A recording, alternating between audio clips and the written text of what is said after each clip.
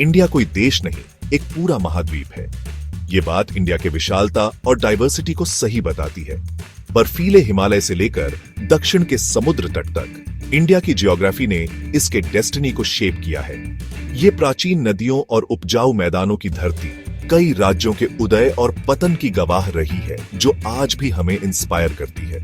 India का इतिहास अलग अलग कल्चर्स, रिलीजन्स और लैंग्वेजेस से बना एक ताना बाना है, जो इसे यूनिक बनाते हैं। इंडिया का इतिहास हजारों साल पुराना है, मानव सभ्यता की शुरुआत तक। सिंधु घाटी सभ्यता दुनिया की सबसे पुरानी सभ्यताओं में से एक भारतीय उपमहाद्वीप के उत्तर पश्चिमी हिस्से में विकसित हुई। यह सभ्यता अपने एडवांस्ड अर्बन प्लानिंग और ड्रेनेज सिस्टम्स के लिए जानी जाती है, जो इंडिया के शुरुआती लोगों की इंजेन्युइटी को दिखाती है। मौर्य साम्राज्य, जिसने सोशल वेलफेयर पर जोर दिया, से लेकर गुप्त काल तक, जिसे आर्ट, साइंस और लिटरेचर में एडवांसमेंट्स के लिए गोल्डन एज कहा जाता है, इंडिया का अतीत इनोवेशन और प्रोग्रेस की कहानियों से भरा है। इंडिया ट्रेड रूट्स के क्रॉस रोड्स पर होने के कारण अलग अलग कल्चर्स का मेल्टिंग पॉट बन गया। सदियों से माइग्रेंट्स, ट्रेडर्स और कॉन्करर्स यहां आए और अपनी छाप छोड़ गए। एरियंस, पर्शियंस, ग्रीक्स, अरब्स और यूरोपियंस, इन सभी ने आइडियाज, कस्टम्स और ट्रेडिशंस का एक्सचेंज किया। इससे आज का रिच और वाइब्रेंट इंडिया बना है। कल्चर किसी भी देश की जान होती है, जो उसकी पहचान और वैल्यूज को शेप करती है। इसमें language, religion, beliefs, customs, arts और फूड सब कुछ शामिल है। इंडिया में कल्चर सिर्फ ट्रेडिशंस नहीं, बल्कि जीने का तरीका है। ये लोगों के वार्मथ और हॉस्पिटैलिटी, फेस्टिवल्स के वाइब्रेंट कलर्स और आर्ट फॉर्म्स की ब्यूटी में दिखती है। इंडिया के कल्चर को समझना, इसके सोल को समझने की की है।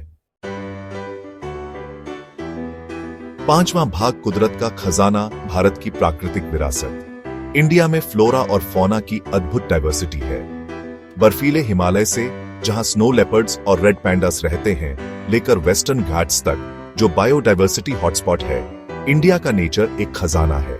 गंगा, ब्रह्मपुत्र, यमुना और गोदावरी सिर्फ नदियां नहीं, जीवन रेखाएं हैं, जो लाखों लोगों को जीवन देती हैं और हमारी कल्चर को आकार देती है। इस रिच नेचुरल हेरिटेज को बचाना आने वाली जेनरेशंस के लिए जरूरी है। छठा भाग, स्थापत्य कला के चमत्कार और कलात्मक विरासत। इंडिया की आर्किटेक्चर उतनी ही डाइवर्स है जितनी इसकी कल्चर। ताजमहल, प्यार का एक इटर्नल सिंबल, से लेकर खजुराहो के एंशिएंट टेम्पल्स, जिन पर इंट्रिकेट कार्विंग्स हैं। इंडिया के मॉन्यूमेंट्स यहाँ के लोगों की आर्टिस्टिक जीनियस को दिखाते हैं। अजंता और एलोरा की गुफाएं अपने म्यूरल्स और स्कल्पचर्स के साथ एंशिएंट इंडिया की रिच आर्टिस्टिक ट्रेडिशंस की झलक दिखाती है। ये आर्किटेक्चरल वंडर्स सिर्फ स्ट्रक्चर्स नहीं, बल्कि पत्थरों पर लिखी कहानियां हैं, जो बीते जमाने की बातें बताती हैं। सातवां भाग, योगदानों का संगीत। इंडिया की कल्चरल हेरिटेज असंख्य कम्युनिटीज और सिविलाइजेशंस के कंट्रीब्यूशन से बना एक सिम्फनी है। एरियंस ने हिंदुइज्म और संस्कृत लिटरेचर की नींव रखी। मौर्यंस ने बुद्धिज्म को फैलाया। गुप्तास ने आर्ट, साइंस और लिटरेचर का गोल्डन एज लाया। मुगल्स ने आर्किटेक्चर, म्यूजिक और फूड में एक एंड्यूरिंग लेगेसी छोड़ा। हर डायनेस्टी, हर कम्युनिटी ने इंडियन कल्चर के वाइब्रेंट कैनवस में अपना यूनिक रंग भरा है। आठवां भाग, अतीत को संजोना, भविष्य को गढ़ना। इंडिया की कल्चरल हेरिटेज को प्रिजर्व करना सिर्फ नॉस्टैल्जिया नहीं, बल्कि फ्यूचर जेनरेशंस के प्रति हमारी जिम्मेदारी है।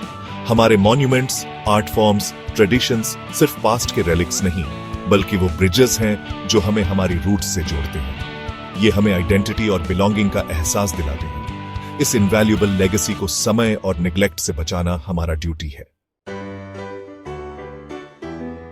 नौवां भाग, हमारी विरासत, हमारी जिम्मेदारी। इंडिया की कल्चरल हेरिटेज को सेफगार्ड करने की जिम्मेदारी हर सिटीजन पर है। हमें अपनी हेरिटेज की इंपॉर्टेंस को समझना चाहिए और इसे प्रोटेक्ट करने की कोशिश करनी चाहिए। हम अपने मॉन्यूमेंट्स की रिस्पेक्ट करके, ट्रेडिशनल आर्ट फॉर्म्स को सपोर्ट करके और अपनी कल्चरल लेगेसी को यंगर जनरेशन तक पहुंचाकर कंट्रीब्यूट कर सकते हैं। याद रखें, हमारी हेरिटेज सिर्फ हमारा पास्ट नहीं है, ये वो फाउंडेशन है जिस पर हम अपना फ्यूचर बनाते हैं।